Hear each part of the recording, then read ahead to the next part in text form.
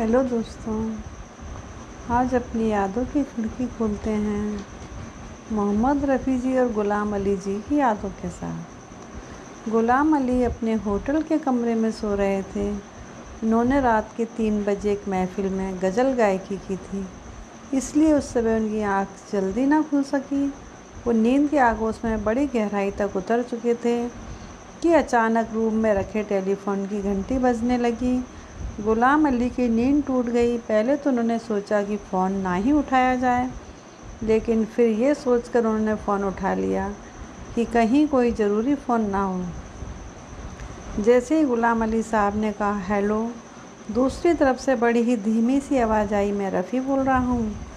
नींद की खुमारी ग़ुलाम अली पर अभी भी छाई हुई थी, सो वो नहीं पहचान सके कि लाइन पर दूसरी तरफ भारत के एक महान गायक मोहम्मद रफ़ी हैं। उन्होंने पूछा, कौन रफ़ी?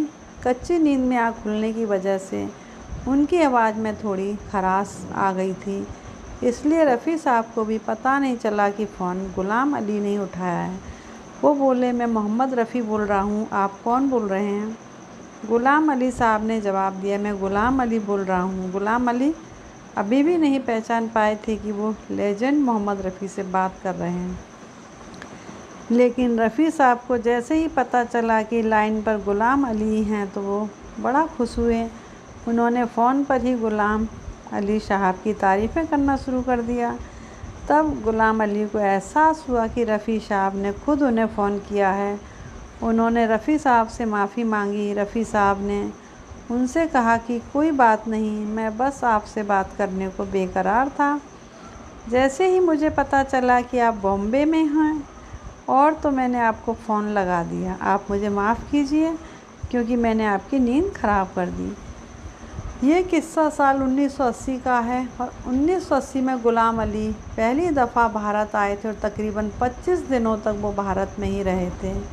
उस वक्त उन्होंने भारत के अलग अलग शहरों में कॉन्सर्ट्स किए थे। जब ग़ुलाम अली भारत आए थे उस वक्त मोहम्मद रफ़ी साहब भी अमेरिका टूर पर थे।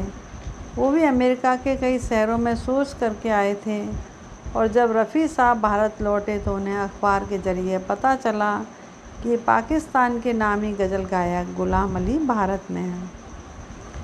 उस दिन फ़ोन पर वो सारी बातें होने के बाद रफ़ी साहब ने ग़ुलाम अली से कहा कि मैं अपनी गाड़ी भेज रहा हूँ, आप मेरे घर आ जाइए, हम नाश्ता साथ ही करेंगे।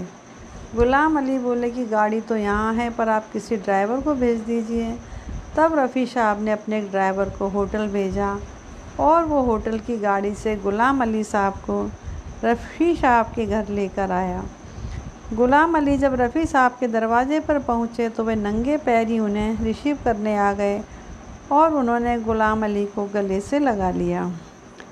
उस दिन रफ़ी साहब ग़ुलाम अली से मिलकर जितना खुश थे, उससे कहीं ज़्यादा खुश ग़ुलाम अली रफ़ी साहब से मिलकर हुए। उस मुलाकात के बारे में बात करते हुए ग़ुलाम अली साहब ने एक इंटरव्यू में कहा था कि कुछ पल तक तो उन्हें यकीन ही नहीं हो पा रहा था कि वो ना सिर्फ महान मोहम्मद रफ़ी से मिले हैं बल्कि उनके घर बैठे हैं। रफ़ी साहब ने ग़ुलाम अली को जिस जगह बैठाया था वहाँ ढेर सारे अवार्ड्स रखे हुए थे। वो सभी अवार्ड्स रफ़ी साहब को मिले थे। ग़ुलाम अली कहते हैं कि उन्होंने किसी भी कलाकार के घर इतने अवार्ड्स नहीं देखे थे जितने उस दिन रफ़ी साहब के घर में थे।